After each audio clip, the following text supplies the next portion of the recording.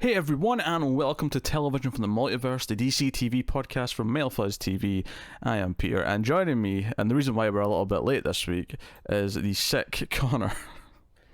Yep, I'm struggling on through it. He actually sounds kind of normal now. I mean, maybe a little blocked up, but if you check this week's Star Trek Discovery review, the finale, which we did yesterday, he sounded like death, so... Yeah, the first time we tried this... on Friday? Thursday? No, it was Thursday, because it was going to be recorded Thursday night up on Friday. We recorded usual time, we were on time. We recorded the first 30 seconds. I introduced you, and you went, "Hey everyone," and you couldn't even finish your sentence. It was It was terrible. It was bad. So we had to push it off until Connor's voice came back. So we're here now. We talk about DC TV shows, and coming up on this week's show, we have Doom Patrol, we have Arrow, we have DC's Legends of Tomorrow, and we have The Flash. Many of which returned this week. Well, 2 of them returned this week. So that's what we're going to talk about. We got 4 new, fresh shows. Yeah. We also have news as well, and it's not necessarily good news. So it's juicy news, though. Brace yourselves. Although I've got some amendments just for my own thoughts to add to this news. I think there's some speculation about this. It's maybe some people jumping the gun a little bit. Could be, yeah. But at the same time, I think there is also an outcome that kind of goes down that path anyway, because I'm sensible. But look, I'll get into it. So Swamp Thing. We're talking about Swamp Thing. Swamp Thing, this week, there was news that broke, and this was because it's filming in North Carolina, Wilmington specifically, and local sources basically said that they'd shut down production. And apparently this was because they're going to rewrite this season to finish at episode 10 instead of 13, which was the original order. Now, the article I'm looking at in Newsarama right now doesn't actually say this, although I'm sure I read that was just one more episode. Like they did film like everything but what will now be the final episode. Right, okay. Which was actually the most worrying thing that I read about it, because it made me go, wait, they're going to have to like just quickly wrap things up in one episode, rather than they've got 4 left and they're going to. I was under the impression they'd filmed most of it. Given that, it starts in a month's time. That's true. So it makes sense. Actually, it lines up that it probably is that. But so before we get to anything else, this is concerning because from a creative standpoint, we're looking forward to the show. I've been looking forward to it. I want Swamp Thing to be good. And hearing that they're rushedly changing the ending and cutting episodes is not a good sign creatively, especially since it's not the exact same thing, but we had a kind of a similar circumstance with Titan Season 1 where it just kind of suddenly ended. Yeah, and it felt bad. Yeah, it felt weird. It felt abrupt. I mean, here they're rewriting it, but it makes me like, because so the speculation that a lot of sites were going on is that they were saying that are Warner Brothers reconsidering the DC Universe service as a whole? Is this already the sign of the end of it, even though it's a pretty new thing? And I get where that's coming from, but however, through a lot of searching, I've not been able to find any actual official news that was saying that they were considering that. It's all speculation. It is. I think arguments that oppose that is they just 2-3 weeks ago at WonderCon, I think it was, they made a big announcement in regards to the comic side of things. And it's worth mentioning, since this news broke, they've announced new casting. I mean, we're not really going to talk about it because it's really minor, but there's been some minor new casting for Stargirl, there's some minor new casting for Titans. We're seeing the first set photos of Titan Season 2 coming out after this, so there's still news coming for future things. Now, in regards to whether or not it could be true, I along with those things still happening, it's possible that Warner are looking at launching their own, Warner service. It's similar to Disney. It could be a case they roll the shows into that. I'll be honest, I kind of thought that's what they should have done from the start. It always felt weird to me to do a DC specific service. No, I agree. I think they should keep the comics thing, lower the price, do just a comics thing, similar to Marvel Unlimited, because that's kind of the angle they're going with it now anyway. Yeah, it's basically the same thing there. With all the content they've added in. But with shows. It is worth mentioning, though, Marvel Unlimited's $10. It's already more expensive for what it is. There's more of a window, though, for DC, because they're a full year behind in the comics as opposed to 6 months, so you could argue that's the extra few dollars that you're paying for, I guess, but... and honestly, if they launched it at $10 and it was okay, here's the comics, right? I don't think anyone would really go say anything because, like I say, that's the price of Marvel Unlimited. I think now though, if they're taking away content, I they know. have to lower the price. They have to either lower the price or maybe just close the window a bit and say, okay, we're not lowering the price, but you're getting them 6 months later. And it's I know this is more comics related, but on that, they're not adding any Vertigo books. They're not adding Black Label books. Oh, interesting. Just DC Universe, just mainline. Just DC, yeah, exactly. I think they said there might be some exceptions, but for the most part, it'll be just those. That's because there's a Vertigo service coming. I'm kidding. I wouldn't put it past them, but I'm kidding. No. So here's the thing. Like, I always kind of thought they should. When they first announced DC Universe, I said this is kind of weird because I know they've got Boomerang in certain places, and I always thought, this is weird. Have one big service, and that way, sure, it'll cost a little bit more, but someone can get it for their whole family, and it covers like everyone in the house, kind of thing, right? Yeah. And that's kind of the approach that Disney are taking for the most part. Sure, Hulu's going to be the R-rated content, but the Disney Plus service, it's got the Star Wars, it's got your Marvel section, it's got all, it's got your Pixar section, it's got your animated classics and all that stuff. It'll have all the movies, all the Fox movies, at least to a point. Like, I don't know, like, are they putting like Alien and Predator on Disney Plus? Or Probably not. Is that going to Hulu? Kind of thing. I suspect Hulu, given. Yeah. Yeah. So they've split it in two, but they've split it into a two in a way that kind of makes sense. In the sense that Disney, as a family-friendly brand, makes sense, right? So everything that's family-friendly goes on the one place, and everything else can go somewhere else. Yes. So fine, right? And I wonder, that announcement came just in the last couple of weeks. They showed their UI images. They said this is what our plans are, and Warner have been planning their thing. I wonder if they see that announcement and go, should we just have a DC section inside the Warner app? Is that just going to be part of that now? And maybe it will, maybe it won't. But it is worth mentioning there's been no, and it's also worth mentioning that like a day after this news, or even the same day, it was later the same day, they put out the first teaser trailer and said it's still coming May 31st. Like, be excited. So rather than put a statement out saying denying any of this, they just said, no, it's coming. Here it is. It felt like a reaction, though, didn't it? It was like, hey, no, it does exist. It's coming. Yeah, but it's not a bad reaction. Like, I mean, hell, if anything, I respect the show of confidence more than I do. No, a puff piece that's like, oh no, things are going fine, and no, just show it. Here it is. Here's Swamp Thing. It's not a bad reaction. It felt like a forced reaction. It felt like maybe they weren't going to show this just yet. Maybe. Okay, then again, we're a month out. I mean, it's not that weird. Yeah, it's about 5-6 weeks. I think that's that's not a weird amount of time to show a teaser. It's not. I feel like Doom Patrol, we were closer to the time. We might have been, but it's not a weird time. It felt close to the time, but it's not that weird. So, I think the biggest worry for me then, I'm not even that worried about the service, and I'm not even against it being rolled into Warner Brothers. Honestly, it kind of makes sense. It does mean there's probably going to be less specific DC shows though being greenlit, because they'll be greenlighting for a whole service as opposed to just DC shows. My concern then is just from a creative standpoint with Swamp Thing, because one of the first things I thought of, people were speculating, going, oh, they're going to cancel a DC service, it's going downhill already, Titan Season 2 will be the last thing they ever make for it, and maybe that'll be true, but let's assume that's not the case. The alternative is that Swamp Thing's just not good, and they recognise it's not good, and they want to just cut it short. Cut the losses, yeah. The best case scenario now is that it's not that Swamp Thing's bad, is that Swamp Thing's really good, it's just costing more money than they thought, and they're just going to try and, make up for the budget. We can't afford more than 10. So they're just going to trim it, and that's kind of the best case scenario, because then it might still actually be really good. And it's just that they're... Yeah, no, I agree, because there's definitely signs that we talk about some of the signs that the service as a whole should continue. I think it was just last week they launched the Xbox One app finally. Yeah, they're adding apps. So there's a lot of signs to say that no, they're planning, at least for now, continuing. One of the more interesting things that is less of an announcement of something, but more things they didn't do, is with Titans. They gave an international deal with Netflix.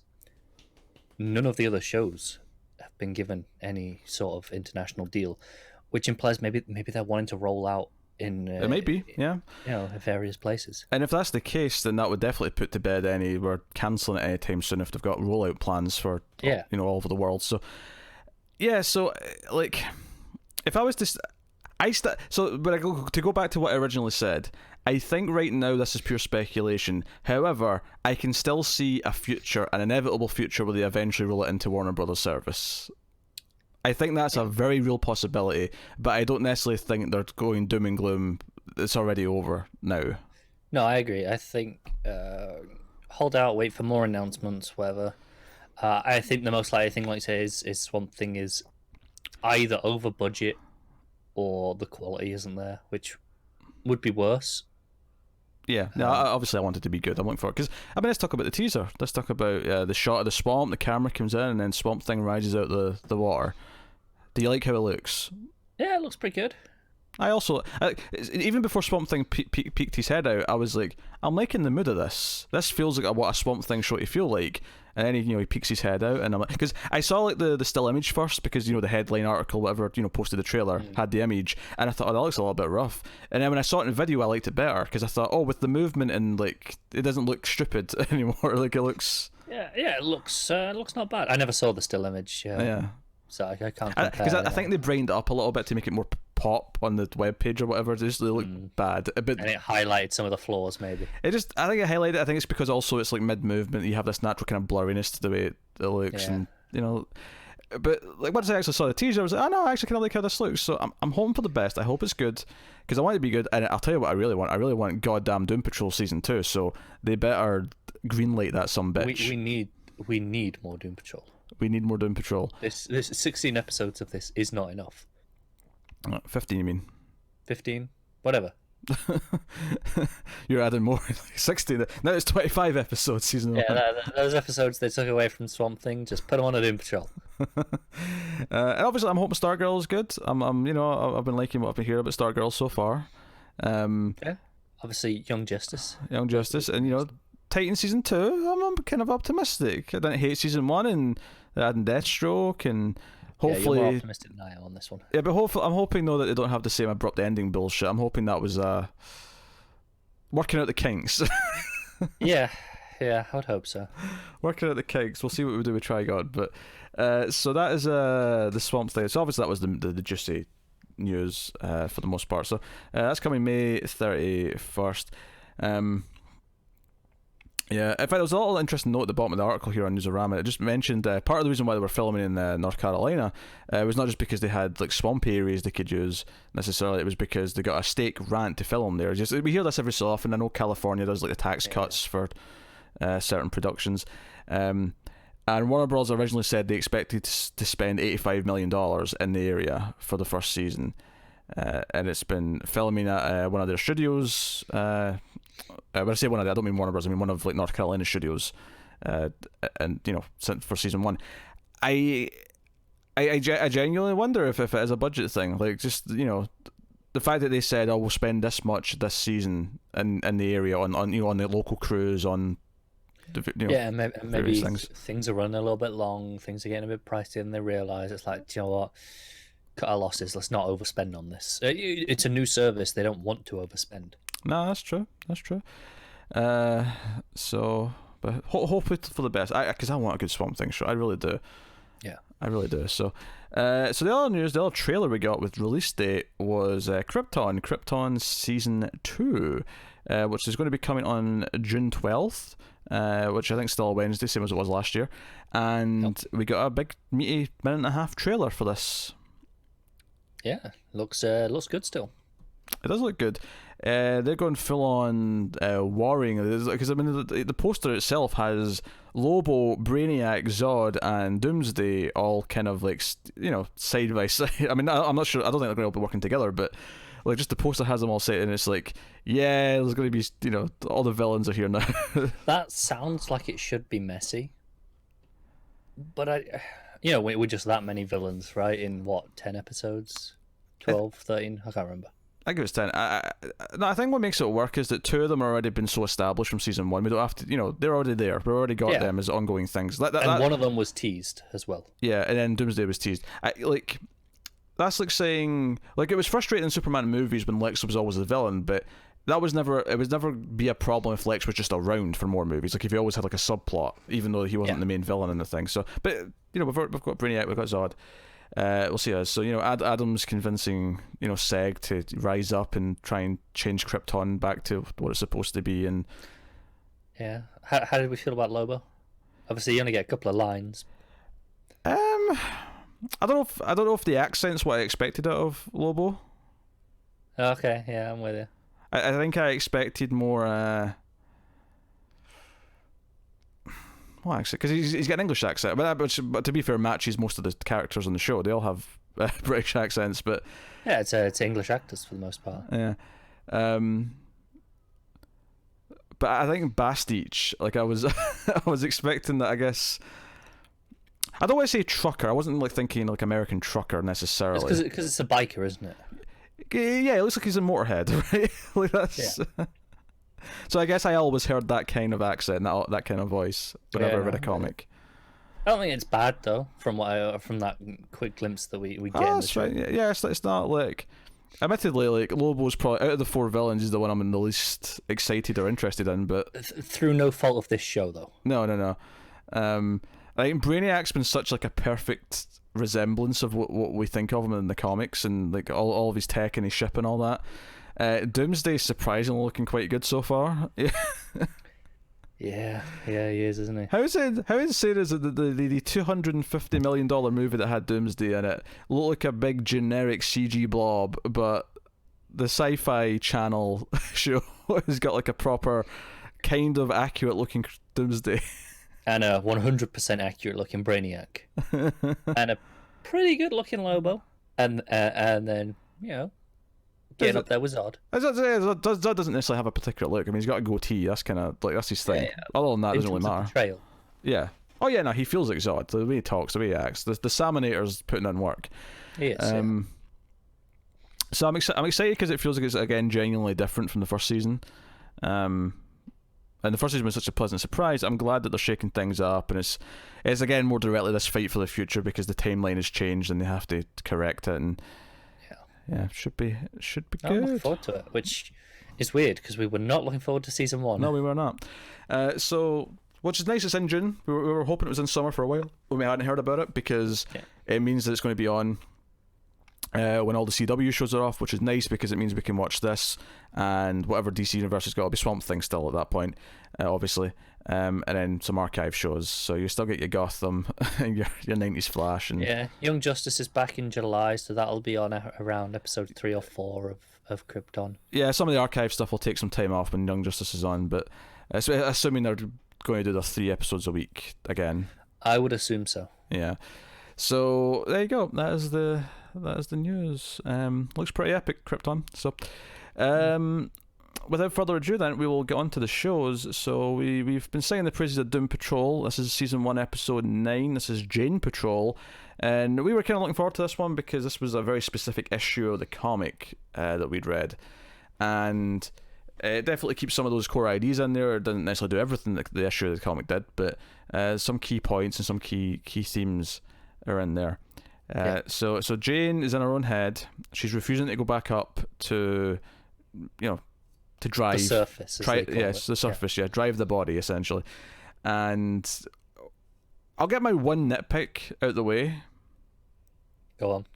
Most of the characters, most of the personalities inside Jane's head are different actors, and that was fine. But then there's a couple of random ones that just happen to always be the same actress, and I'm like, what's the rules here? Like, I'll accept. Yeah, I mean, they did explain it in like a line of dialogue where they went, "Yeah, some of us look like Jane, some of us don't. We don't really know why." That's not explaining it. It's explained enough that they're aware. It's acknowledging it, right? And it's like, there are no real rules here. It just does its own thing. Yeah, but what's the creative choice though? This is why I don't like it. Is what's the creative choice to have it be this thing that doesn't make sense? You're paying less extra actors. Then just make them all be Jane.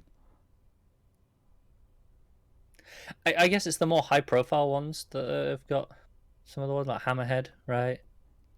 Well, all the ones in that first section where she's in the big room, the big like sort of industrial area, and they're all around her. They're all different actors. Yeah. But and what's the one called with the stutter? Oh, she had the stutter in the real world. Oh, Penny Farthing. Penny Farthing. Like, and she's different, but the driver of the train, that's Jane, and then Karen never changes. She's always Jane. Yeah. And if they told me that the ones that spend the more time on the surface look like Jane, I'd accept that, except Hammerhead's one of the more frequent ones we see. Yes. So that throws that idea under the bus. And the driver never goes up there. And the driver never goes up there, yeah, exactly.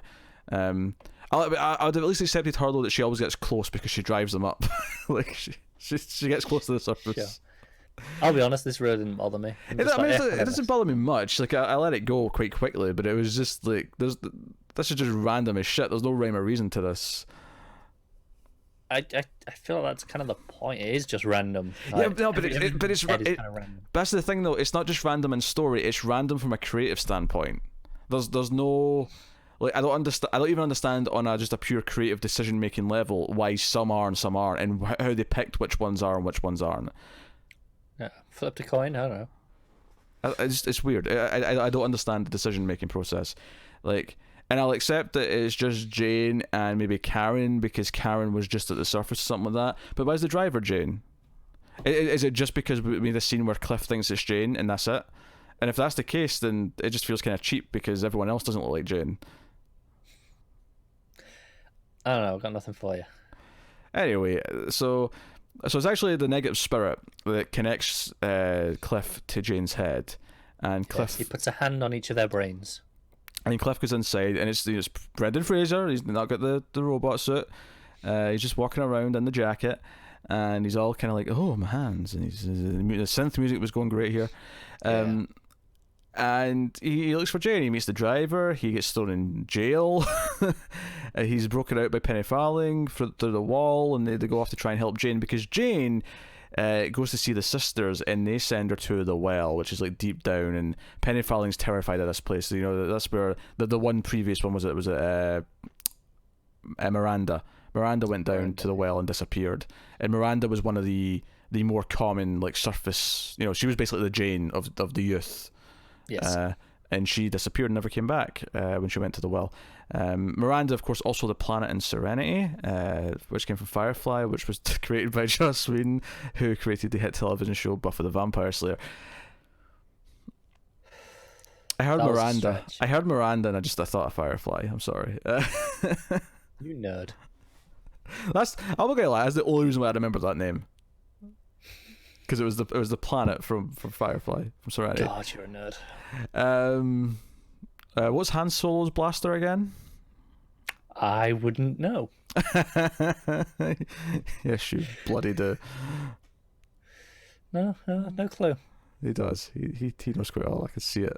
I can see it in those beady little eyes. So Cliff goes down. He tries to confront Jane. And tries to say, "Oh, I'm sorry, we're all worried about you," and she tells him to F off. But he insists and keep going. And we get to the point where I was looking forward to is we finally get to see a certain personality that we hadn't seen yet in the show, and that is Black Annis. Yeah. With the suitably terrifying. Suitably terrifying. You get the knives and the fingers, you know, very Freddy Krueger-esque. The long hair. I'm really hoping we actually get to see her come out at some point. I'm hoping it's not just the one time inside her head appearance. No, when it's a big enough deal. End of season. Annis will come out.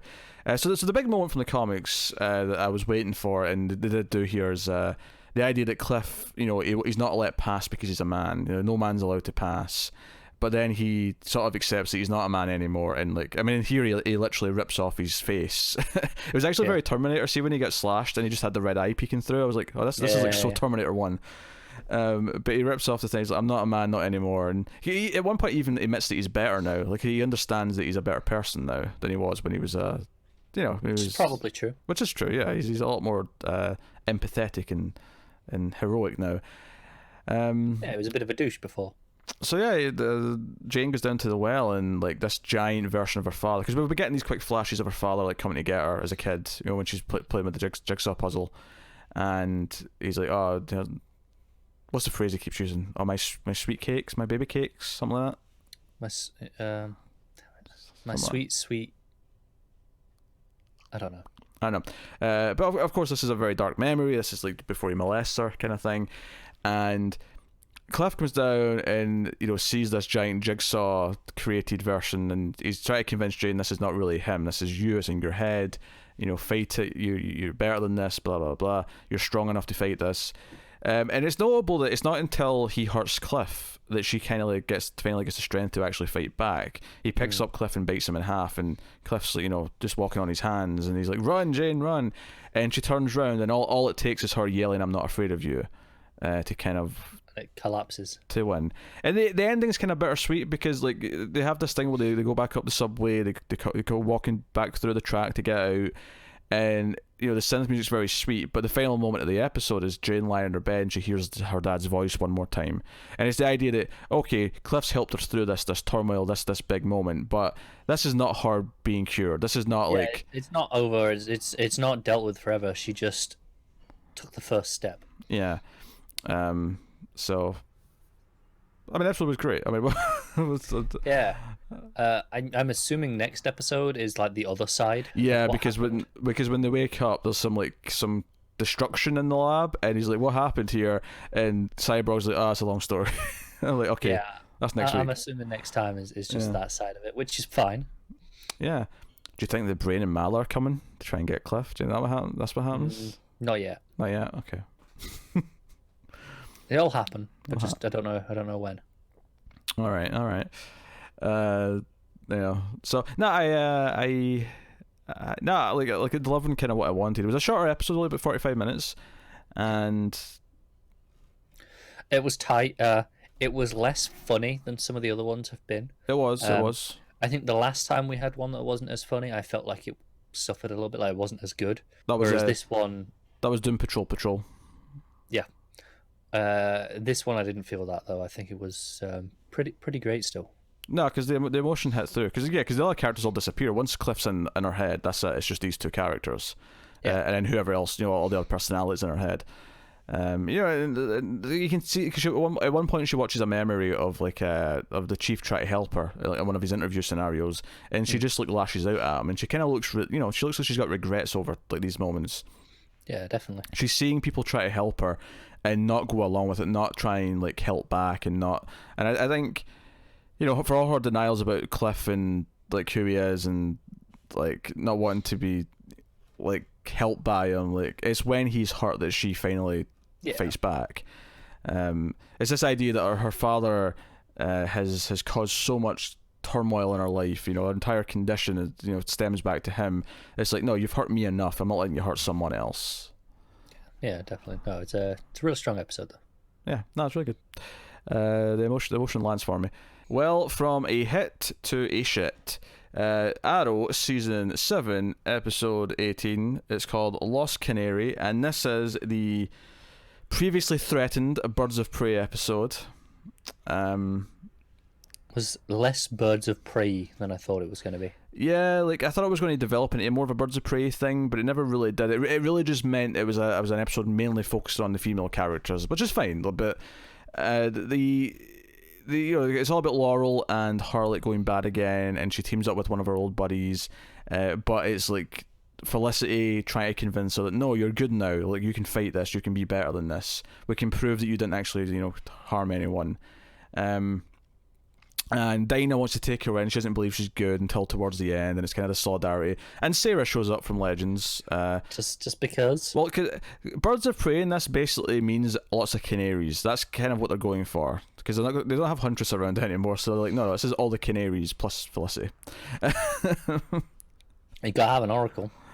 Oh, shut up. And that's just the thing, they do this thing towards the end after they've solved the conflict, which felt like a really lackluster finale to the episode, to be honest. But they're walking out the building after they've dealt with, because it was the other bad guy was trying to sell this weapon to some bad people that they were stealing, and after they've dealt with this, they're walking away, and Felicity says, we're like the Birds of Justice, and then she says she'll work on the name, and I'm like, I want to punch the TV right now. I want to punch it. Yeah, it was pretty terrible. Thank God she's only got a handful of episodes left. Between this and the Birds of Prey movie not having Barbara Gordon in it, and the fact that the logo for the Birds of Prey movie has brass knuckles and weapons in the logo, I'm just like, what? Birds of Prey can't catch a break. Yeah, but that movie might be alright. It may be, but like at least right now, I'm not getting Birds of Prey from it. I'm getting weird Harley Quinn movie with lots of guest stars. Might be true. I don't know. It's not the attitude I expect from a Birds of Prey story, I guess, is what I'm saying. Certainly not in the Birds of Prey I've read, but yeah, that was the gist of it. There was a lot of Dinah being like, nah, she's evil. We were foolish to think she wasn't, and then Felicity's like, no, she's a friend now. She helped, Oliver get out of jail, and she helped this and she helped that, and Laurel's heading back to Earth too, but this isn't her leaving the show. She'll be back this season still. Yeah. I mean, she's back because she pops up in the future in the flash forwards. Because the flash forwards. I was too dumb to remember this clearly. Yeah, the flash forwards are about Mia and I think Dinah running from this like soldier dude who's hunting them down. One of the bad guys, and she ends up confronting Felicity about stuff. Dinah tries to give her like a canary pin to bring her on board as one of the canaries, and she basically throws it back in her face and says, "Piss off." Did I watch this? I mean, you did. We watched this together. You were there. I have no. Usually, when you start talking about jogs of memory, this nothing. The final scene is that she's Mia's fighting the soldier dude herself, and then we get the canary cry, and in jumps future Laurel, who looks identical to present day Laurel. But of course now she's wearing the original Laurel's Black Canary outfit, which is still one of the worst superhero outfits I've ever seen on TV, because it's nothing but a really weird cheap dominatrix thing. But like, her outfit is way better. I really don't remember this at all. Because there's a whole scene where Felicity like gets like the original Laurel's outfit out of storage and says, "Nah, if you go back to Earth 2, then be a Black Canary, don't be a Black Siren." Honestly, the only thing I enjoyed in this episode is that when Sarah pops up, there's a scene where Sarah's like, "Yeah, you had the hots for me instead of Oliver the whole time, didn't you, Felicity?" And she's kind of like, "Yeah, kind of." And they kind of flirt a little bit. That was kind of funny. That was kind of amusing. Because Sarah has charisma. But yeah, because Sarah has charisma, and that was the only scene in the episode where it felt like Sarah has been written like she is on Legends. Every other scene with her, it was like standing by Lance's grave and talking to Laurel. It was just the dour arrow shit, and it was just like, nah, I'm good. Can we not do this? Yeah, that was pretty bad. There was a small subplot with Oliver and Diggle like chasing down a lead, and like whoever Emmy's killed Emmy's mother, which, by the way, Oliver's like delusional right now. He's convinced that the Ninth Circle and Dante are controlling Emiko through power or fear. Yeah, this is tedious already. He doesn't seem to know that she's actually the leader. Which, by the way, I do actually have to offer a bit of an amendment, or not amendment, just an update. So remember last episode? I think it was last episode. It ended with the implication that Emiko was involved in the destruction of the Queen's Gambit and all that jazz. Now, someone did remind us in the comments that in season 1 it was revealed that it was sabotage and Merlin was behind it. So the reveal last episode wasn't so much that she had the idea to put the bombs in the episode, is that she knew about the plot and decided not to tell Robert Queen. Right. Okay. So I was far too drunk to know any of that. I don't remember any of season 1. You kidding me? I remember I'm showing up, you have failed this city, fighting with Diggle a little bit. Maybe. That sounds about right. Fighting Merlin at the end, Tommy dying. Season 2, I remember Moira being stabbed. Yes. Just general Deathstroke things. What's the Deathstroke? Shadow! Shadow, obviously. Shadow! Terrible addiction plot for Laurel. Oh yeah, terrible addiction plot. Also, season 1 was mostly a love triangle between Tommy, Oliver, and Laurel. Yes. Remember, she was dating Tommy when they came back, and then it was this weird kind of thing, and it was like, no one cares. Stop it. Yeah, also, there was a lot of Moira and Walter. Yeah, but Walter wasn't that bad. Only because he's Colin Salmon. Tends to help. Everything's better if you Colin Salmon.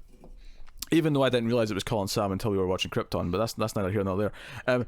So yeah, the episode it was a typical episode of Arrow. It wasn't like the most annoyingly offensive one where you're just like screaming at the TV. A couple of Birds of Prey things did piss me off, but for the most part, it was just a really mundane episode. Yeah, for the most part, it wasn't even Birds of Prey, which is why I don't get why Felicity's trying to come up with the Birds of Prey. They're all canaries. It's just Canary Crew and Felicity. Sure, I mean, to their credit, they didn't call it Birds of Prey. They called it Lost Canary. I feel like this is just a fault of them marketing and saying, "Hey, this is a Birds of Prey episode coming up." But the concept of her doing the Birds of Prey style naming reference, right? Like hitting at it. Sure. But why would you get to that when you're all the same bird? None of which are birds of prey. To be fair, she says Birds of Justice. She didn't say they're Birds of Prey. No, I know, but she says she's going to work on it. The implication being she'll get there.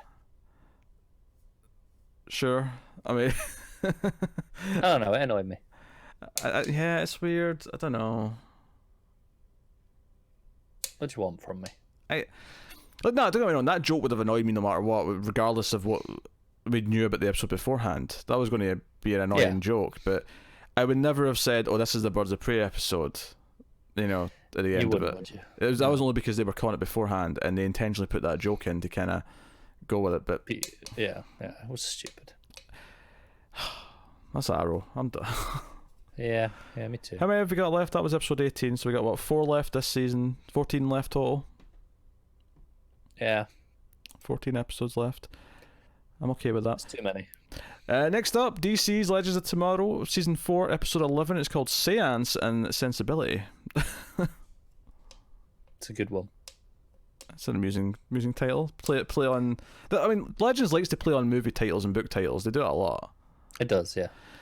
So this episode it actually splits up the boys and the girls again, much like Arrow, although there's more of a plot for both of them this time.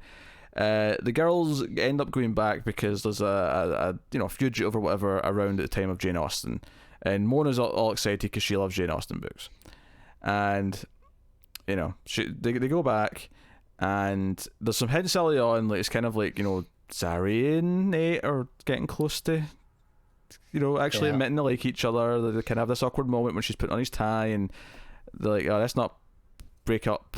Even though it's fake, let's just pretend for. Yeah, it's like you don't want to crush your bum, so we'll just go along with it a bit longer. And it's like there's a fugitive thing, and there's some fun stuff here. Like Ray's like nervous about running into Nate because he has the hots for Nora. For Nora, who obviously they think killed Hank. It's like, hey, I'm sorry, my not girlfriend killed your dad. And what's amazing about this scene is it ends up being Nate comforting Ray, even though they're at his dad's funeral. Yeah. Which is kind of gold. And I love the exit as well, where Sarah kisses him on the cheek, and then Ray does the same thing. Ray does the same, and Nate's like, "What the hell was that?" And then Zari comes in. So they split up, and Mona smells Nate on Zari, which was an amusing moment, and she gets all flustered. Yes, she smells Nate and arousal. And Sarah's like, "He likes you too, He admitted it when he was on the truth pill." Yeah. And she's like, "Huh?" Then we got really meta. She mentioned that we're not passing the Bechdel test.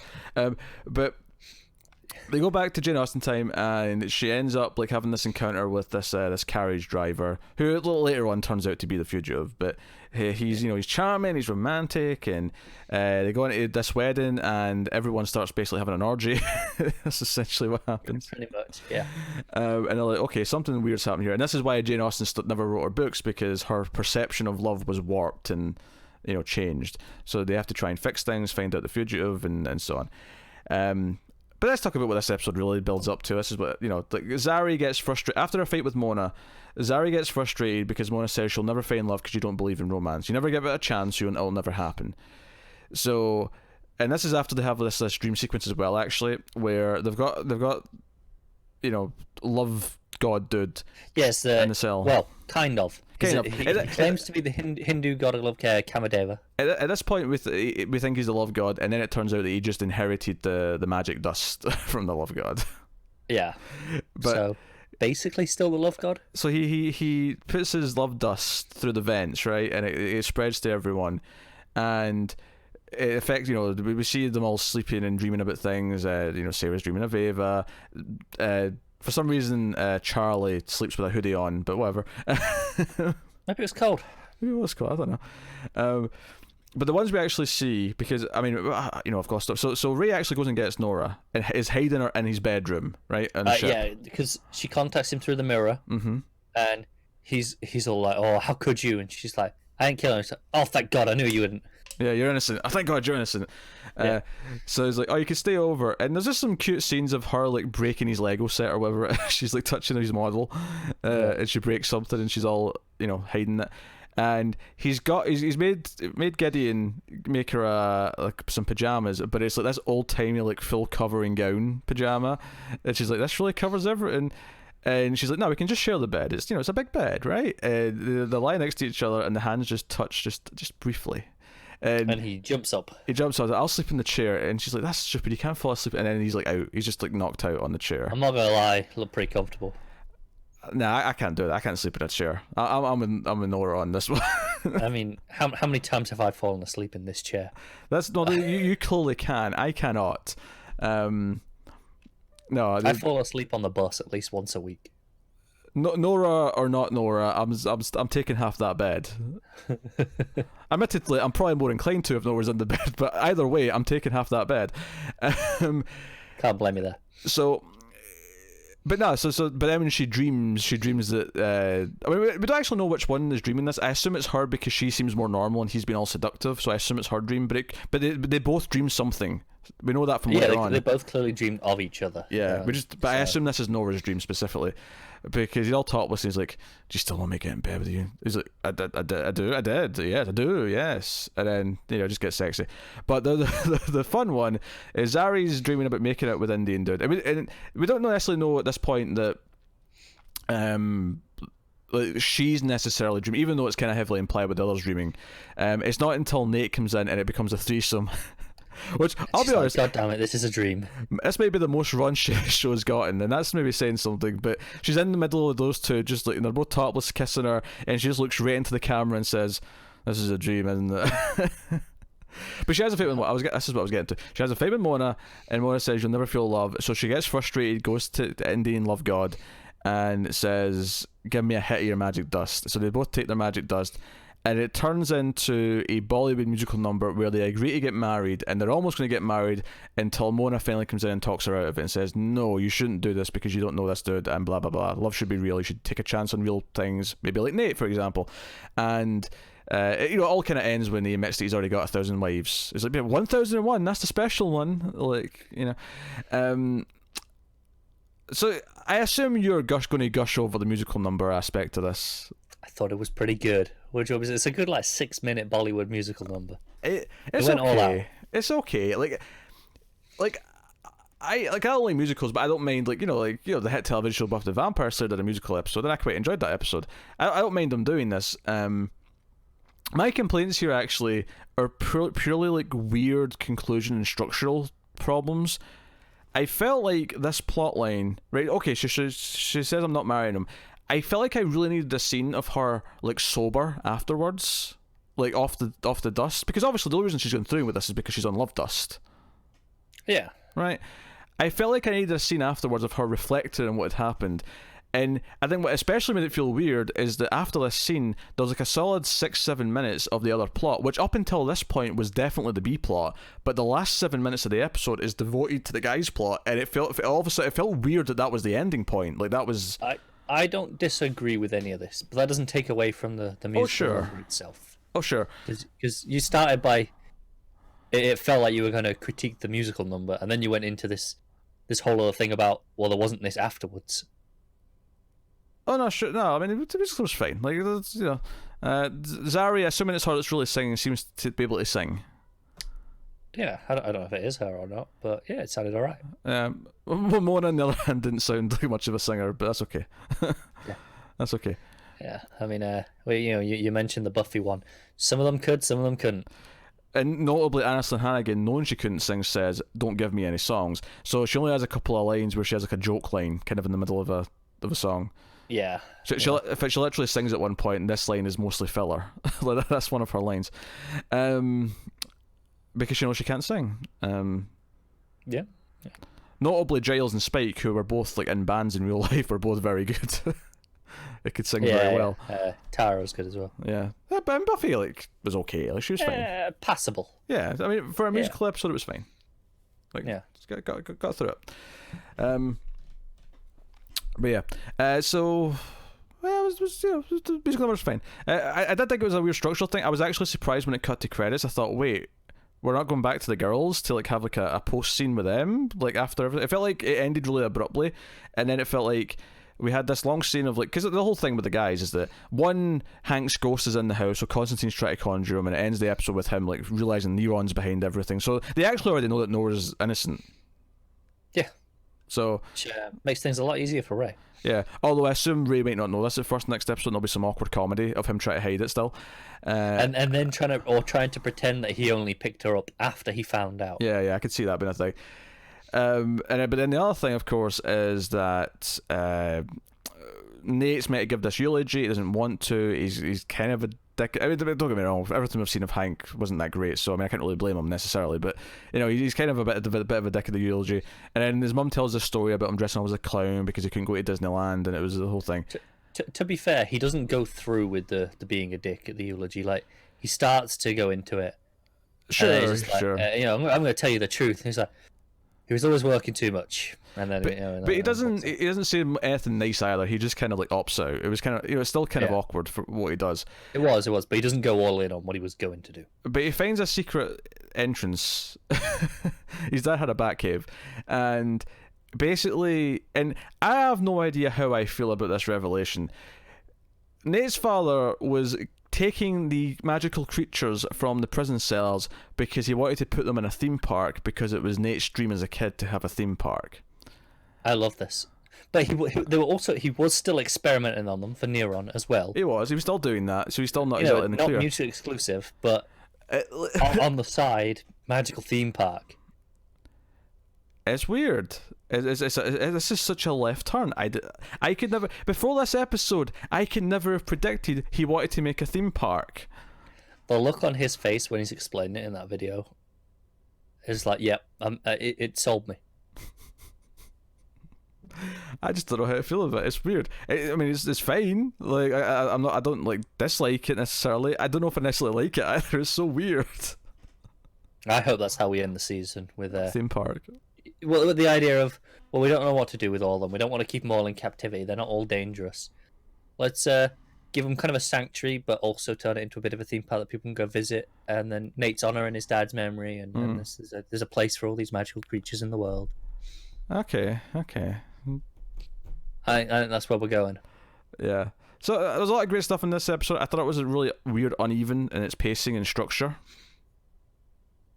That's fair. Especially in the latter, third of it. Felt really weird. But other than that, I had a lot of fun. There's a lot of good stuff in here. Yeah, I had a blast. So, legends be legends, and that'd be pretty good. Which does take us on to The Flash, Season 5, Episode 18. It is called Godspeed. Yeah. I nearly didn't watch this. Not intentionally, but usually we watch this drunk with Arrow, and for whatever reason we didn't this week. But I was so drunk I just assumed we did, and I'd forgotten it, which happens. Mm-hmm. It wasn't until you mentioned about something like, you were watching, I went, oh shit, yeah, I should probably watch that. So this is a flash forward episode. Well, it's a flash forward flashback, if that makes sense, because it's the backstory of Nora, how she learned who she was with her powers, and we know why she eventually came to present day, and how she first met Thawne and all the rest of it. And apparently Iris in the future has been taking the same beauty products that Dinah in the future has, because they do the exact same thing where they give her a grey streak, and that's it. Yeah. That is it. It's meant to be 2049 or whatever year it is, and she's the same but with a grey streak. Pretty much. What are you gonna do? But anyway, so we see Nora be a CSI. She's always late like her dad was. She's working with her buddy, and they're trying to solve crimes. And this Godspeed, the first speedster in a long time. Speedsters have been kind of missing for a long time. The only one that's kind of known since the crisis. And the only one that's kind of known is Thawne in prison. He's held captive in Iron Heights. So this new White Lightning speedster shows up, and Nora's like, nah, it was never White Lightning. There was a brief, mysterious purple one in the past, which obviously is her, but so here's my thing with this episode. Before we get to character stuff and about Barry trusting her and all that stuff we can talk about, it's pointless. It is a redundant episode where it should feel important. Like, I want to like this episode. Here's the thing. See if they hadn't told us about like her being chipped by Iris, because that could be, because I feel like this episode needs a smoking gun. It needs the thing that this episode reveals about, you know, the truth of her coming here, right? And that's the one thing in the plot where I'm like, if we didn't know about this, and I'm not saying it would make it necessarily a good episode because it's not necessarily greatly written either, but it would justify the existence. It would have drama. This is what we learn. This is what we learn by showing everything we learn in this flashback forward, whatever you want to call it. We knew she chipped her. We knew she was mad at her. We knew she went to Thawne. We knew, you know, we didn't know about Godspeed, but Godspeed is like a nothing thing. He's just kind of there to zap her so she'll, you know, short out her chip, and therefore it's really frustrating because what a waste. And I love how, although obviously he's coming back, right? I don't think so. God, I mean, they made that suit, so maybe it's a good looking suit. They made the suit, and they cast BD Wong as the voice. That's true. Yeah, you cast BD Wong. Here's my problem with Godspeed, but beyond anything else, because he's the right character. He's called August, right? Well, I said he's the right character name. Here's my thing. He literally the mystery of who Godspeed is literally turns out to be the guy that walked past her in the Flash Museum at the start of the episode. That's it. He walked past her. He's a stranger who walked past her. He's not someone she knows. He's not someone who's important in any way, shape, or form in the world. He's just someone who walked past her. And he said, "It's all yours." He had one line, and it turns out to be this guy. This is some sort of bullshit that I critique slasher movies, where it's like there's like a nothing character who turns out to be the killer. I'm like, what? Yeah, but at least if they have some fun kills, you forgive slasher movies. Oh sure, yeah. This had nothing to forgive to redeem it back up from this. This was. That's not true. It killed off the friend who I thought was annoying as shit. So, because there was a part of me that was worried that this was going to be a backdoor pilot with Fred and Nora. I'm like, oh, this better not be. And they killed her off, so it's fine. No, she was just there to be fridged. It's fine. Yeah, I mean, and. Do you know what? I'm going to give it 1 point of respect. Oh. I'm going to give it 1 point of respect that Barry, even after hearing the whole story, even though Iris has let her out the cell to finish telling the story, because they start reading it in her journal, then she finishes it by telling them, Barry's still like, I don't trust you. I kind of respect that it wasn't just magically swept under the rug, and he's like, you know what? I've always forgiven. I agree. It's also a little bit hard to swallow this coming from the man who whips off his hood for anyone. That is true. I'm not saying it jives with everything. I'm just saying it's the choice I did not expect them to make as writers, just because I expect them to be magical cure. That's the problem. You don't expect them to make this choice as writers because it is completely out of character for Barry based on everything he's ever done in this show. But that's true. I'm not disputing that. I'm just saying it's the harder choice. It is the less... Like, you know, he takes her to the future and dumps her there, and then goes and sees Thawne and is like, well, you're getting what you deserve, you bastard, and kind of leaves. That's yeah. That's basically it. Also a little out of character for Barry, at least in the traditional sense. In this show, debatable. Like, I don't know, I just, like, I was surprised. I don't even want to compliment it that much. It's not like I like the scenes. It's not like I was sitting going, oh, this is great TV, or it was just, oh, they're actually having him still be mad despite everything. Even though Iris is ready to forgive her, even though everyone else is ready to forgive her. Yeah. Like, he was Iris still mad is only at her. out of guilt, though. She's like, shit, I was a terrible mom. Yeah, that was terrible. I can't believe I did that to her. Shit. Yeah. Actually, I'll tell you one moment I kind of liked, and it wasn't even for comedy, because usually when I bring up Ralph, it's for comedy reasons. But I actually kind of like that at the start of the episode, after they've locked away Nora, right? And Sherlock is just walking around, he's like, oh, you mad at me? I revealed the things, I solved the crimes. You know, he's doing his thing, right? And Ralph just goes, Sherlock, you might want to give us a minute. And I like that Ralph is at the point now where he's like fully on the team, where he knows he's in the inner circle. He's like, Sherlock, you're not part of us. Go. I don't know, something about that just amused me. That Ralph is in the inner circle to talk about Nora, but Sherlock, piss off. Yeah, okay, I'm with you. That's a minor thing. It doesn't save the episode. it's like you said, it's filler. It's pointless. Also, it's boring. I'm actually kind of mad at Sherlock though, or I'm mad at the writers in regards to Sherlock, because when Iris said, well, you know, she's like, when have you been investigating this since? And he's like, since I showed up. And I'm like, hey, Sherlock, why don't you mention that you tried multiple times to tell Iris that you're investigating something, and she, like, said, no, stop investigating things. Like, this happened, like, twice. It did, yeah. I'm like, maybe bring this up, that she told you to back off, and because you didn't, you revealed the truth. Just a thought. Yeah. You know, make her eat some humble pie, as just a thought. Yeah, but that would require them remembering what they did 5 episodes ago. That would. This show doesn't like remembering these sort of things. So I scraped like 2 minor positives, and they are scraped. Like, I'm scraping the barrel for that. Scraping. Yeah, like, this episode is boring, dull, uneventful, and gives us nothing new except Godspeed, which honestly, this is Star Wars Rogue One. Let me explain this. This tells us... I'm going to say already, I take umbrage with this because Rogue One is better. This has nothing new to tell us, but it tries to dress it up with, hey, here's Godspeed from the comics to be exciting. See, this is exciting. It doesn't matter that he's there.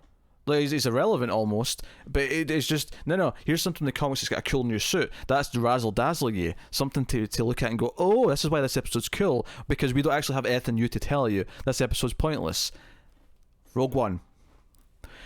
I just fundamentally disagree with that, because Rogue One, pointless movie with nothing but, like, here's some nostalgia every 10 minutes, you know, concluded with one good Darth Vader scene, which, you know, made everyone jizz their pants. Which, I mean, even if you hate the rest of this, that movie, that one Darth Vader scene is better than anything in this episode. Well, sure, I'll agree with that, but, like... And also, you're wrong, though, because that had likable characters, so... No, it didn't. They were all terrible. It did. No, it didn't. No. Cassio Andor, whatever his goddamn name is. Cassio. No, he's Cassio. It's a Casio keyboard. He was probably the blandest character. Both him and Felicity Jones. Okay. They're both bland as shit. Cardboard cutouts. And I like Forrest Whitaker, but I don't know what he was doing in that movie. Fair enough, but I mean, K2SO was great. Chirrut and Baze were a great pairing. Yes. K2SO's the droid. No, I knew that. Yes. Yeah. And the other ones? Dude with beard and dude who kept saying the forces with him. Yeah. That's what you get. I mean, that's what close enough. That's what I remember about them. Close enough. I'll let it pass. Seriously, I'm watching that movie, right? And I guess that scene where he's walking out, because he's blind, right? And he's walking out into the battlefield, and he's like, "Yeah, the Force is with me. I am with the Force. The Force is with me." And I'm like, these Star Wars fans are going to eat this shit up. This is stupid. We're watching Last Jedi, and Leia starts like flying through space. Like I can almost hear the Superman music playing with her hands stretched out. Stupidity. Nothing wrong with either of these moments. You're just bitter that they're better than Flash. This season I'll give you. Just for the record, that is quite an admission, because you really kind of hate Rogue One and Last Jedi. There's the odd pretty visual, at least in Last Jedi. Rogue One, I think, is a horribly edited movie. I was having a headache almost at times watching that thing. I thought the action was rough. Will you at least agree that the Vader scene from Rogue One is better than anything in this season of Flash? Anything in this season. You name me one thing that is better.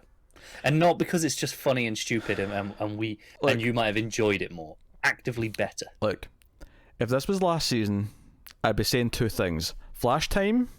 Yep, that's fair. And I'd be saying The Therapist. I might fight on The Therapist. I'll allow Flash time as a reasonable answer. This season, I don't think I can. That said, though, every meta will die. I probably enjoyed more than anything in Rogue One. Which is why I had to specify better, not more enjoyable. It's like we've forgotten about Cicada as well in this episode. It's weird. Can I just make a point on Star Wars? Just one final point. I know this is not the place for it, but... So we're doing it now. So here's the thing. Right, forget every complaint I ever had about Last Jedi. Because the one thing, at least in my early ambition of Last Jedi, because one thing I was saying before it came out was I want Star Wars to do something different. I wanted to change up the status quo and not just rehash the same old thing, right? And to its credit, that's at least what was attempted. I don't like the execution of it. I think the movie's bad, but I at least appreciate that was the intent. Right, and the movie. I feel like I know where you're going with this. And carry on. And the film very definitively by the end of it was like, yes, it's the ways of the Jedi are dead. We're moving on. Anyone could be a Jedi. Blah blah blah blah blah blah. It was all about we're moving on from this shit. The Episode 9 teaser, and if you're avoiding spoilers, if you're on media blackout, I'm about to talk about the Episode 9 teaser. Episode 9 teaser, we see like part of a Death Star. We end with Palpatine laughing. Piss off. Let it go. Stop bringing things back. It's bullshit. Okay, two things. One, we don't know that Palpatine is back. No, it doesn't matter. It doesn't matter if he's actually back in the movie. They're using his laugh in the trailer. Stop it. You're using stuff from the old movie still because you can't actually just make a movie that's compelling on its own. I mean, they've made 2 movies that are compelling on their own, at least. But, carry on. They have not. They just haven't. No, they haven't. They haven't. Every single Star Wars movie they have made since they started making them again has been full of like fan service nostalgia moments to make sure people don't get bored with what the movie is. Every single one of them. Moving on, I'm not finding this point. Okay. I think you're misreading the end of Last Jedi. Like, one of Luke's final things is, I will not be the last Jedi. They're gonna live on in some, it may be not the exact same form, but there is more Jedi. That's the whole bloody point of the climax of that movie. Okay. Maybe I phrased it wrong by saying, okay, end of the Jedi, blah, blah. But it's clear the idea is that it's going on to the new generation, that it's not him anymore. It's, is this Rey? Is this everyone else? It's this new dawn has arisen, right? We're moving on. We're not just rehashing things. And I fairly enjoyed Force Awakens, actually. I like Force Awakens more than any of the other ones that have come out in the last few years. Because it was just kind of fun, right? It wasn't doing anything amazing, but it was fun. This first teaser was like, look at these things we've got bringing back again in some way, Like look at it, Death Star, look at this. Oh look, Rey's holding Luke's lightsaber and Han's blaster, which remind me again, what was the name of Han's blaster? I don't know. I wouldn't have know that, would I? I want to say it's something 22. I'm sure I've heard you say it's something 20. It's 44 it ends, I'll tell you that.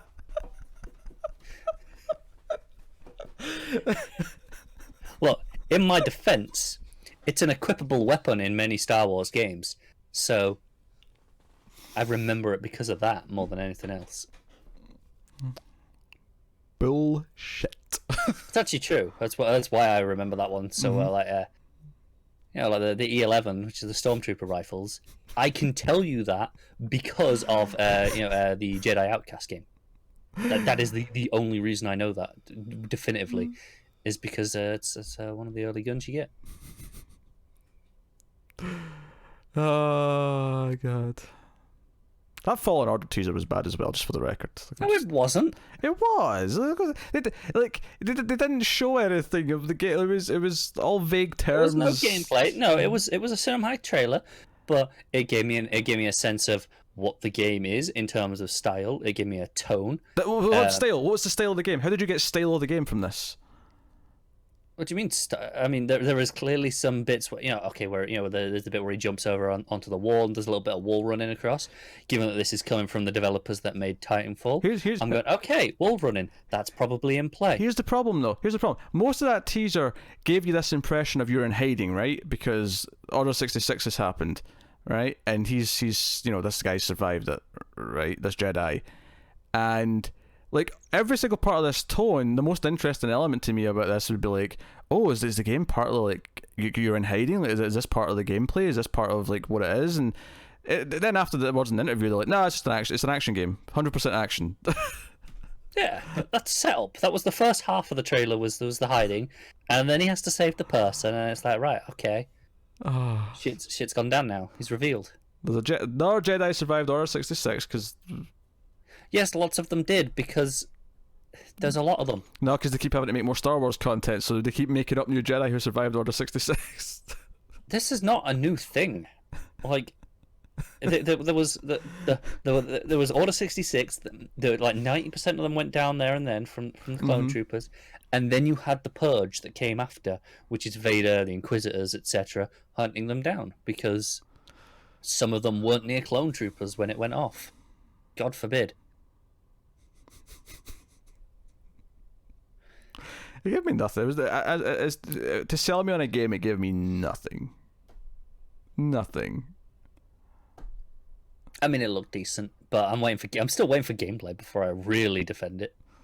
But it's a story, so give me a story trailer. It was a bad presentation. It was a bad presentation. It was terrible. It was all these vague terms. What did they say? Thoughtful combat. Piss off. That's nothing. That says nothing. You're using buzzwords. This is nothing but EA buzzwords. After, and they were so proud. They were so proud to tell us there's no microtransactions. There's a fully. Oh, no. That was shitty coming from EA. When Respawn said it, I was like, okay, fair enough. No. You don't tell us that. You just don't do it. You just don't do it. And if someone asks, yeah, sure, confirm that they're not there. But you don't. You know, the only reason why this is news is because EA have put them in every goddamn game for the last while. They have. No, which is why I'm saying when Respawn said it, it felt like, oh no, we're making we're putting on the pressure to defy that trend. Where then EA come out and co-opt it. It's like, you created the problem in the first place. No, I'm not saying it'll be a bad game. I just think the first showing was bland, didn't actually offer much in the way of valuable information, and was a bit. It was a solid story trailer, and that was enough for now. No, it wasn't. Well, it was for most people. I don't know if it was. I feel there's a lot of apathy with like Star Wars games right now after those last two Battlefronts. Well, that's because, yeah, I mean, there's no reason to have faith in this right now. There's no reason. There is. Respawn. There's no reason. EA will screw it up. Just you watch. I don't know how, but they're going to. I don't want to argue with that because EA. The odds are against me, so. Alright, I'm going to have to timestamp that Star Wars discussion. Yeah. And that should have been a conversation we had on this month 1080. And the first part is probably going to be a conversation we have in the movie news this weekend. But that's neither here nor there. I mean, I guess that just kind of gives you how uninteresting Flash was, that it spiraled into Star Wars. It got Peter talking about Star Wars. Voluntarily. Well, it was compared to something else that was bad, so I mean, yeah. Yeah, but then you went off on, and we actually started talking about it. Usually you try and avoid it. Because you had to come in and defend it, and you had to say all your Star Wars agenda propaganda, and I spread no propaganda. I spread just the truth. Trust no one. Trust the Force. That's propaganda. I didn't say that. No, but that's the game's slogan. It's the tagline. Anyway, that brings us then to discussions this week. We shall pick our favourite episode of the week, and it's obviously Doom Patrol. Why is it Doom Patrol? It's not. I'm going with Legends. Oh, you go with Legends? I am. The Bollywood number and a bit with Hank at the end. There was enough there that I just got a bit of extra enjoyment out of it than I did Doom Patrol, even though Doom Patrol was very good. Nah, I'm picking Doom Patrol still. The emotional weight was just more there in Doom Patrol. That's fair. And it hit me. Plus that synth music was particularly good this week as well. It was really good. No, but Legends was pretty solid. And then Arrow and Flash were, well, Arrow and Flash. Neither one was even like the most offensively bad they've even been this season, right? Or even in the worst like half of the season necessarily in quality. They were just both really dull, tedious episodes. Yeah. Which is the least interesting thing to talk about because there's nothing to talk about. That's why we ended up on Star Wars for 15 minutes. Apparently so. All right, that's Star Wars talk for the next like 6 months done. I'm out. Get more at E3 when we see the gameplay. Nah, we'll get devs playing with lightsabers and like a video package. It's coming out in November. We'll get gameplay. Hey, they didn't show Mass Effect gameplay the year that was coming out. That's true. Oh dear. Anyway, That has been television from the multiverse. By all means, let us know what your favourites of the week were. And there was timestamps. If you didn't skip over the Star Wars talk, it's on you. So let us know what you thought of this week's DC shows in the comments. Like, subscribe, all that stuff. Get us on the Twitters at mailed_fuzz for channel updates. If you want to support the show on its channel, head over to patreon.com/mailfuzztv if you want to do that. You can get some bonuses, you get some stuff early. Obviously, we have a comic book podcast called Comics from the Multiverse, where we talk about the DC comics every week with the two of us and Matt. Although Connor missed this week because he was sick, but he's usually there. But yeah, that is us. So check out Comics from the Multiverse, check out Elsewhere in the Multiverse, check out all the other shows we do, the movies and the TV stuff. There's a nice handy list of them over on the Patreon. But otherwise, that is us. So thank you once again for watching and listening. We always appreciate it. Keep watching DC TV shows, and remember that sometimes we screw things up for the better.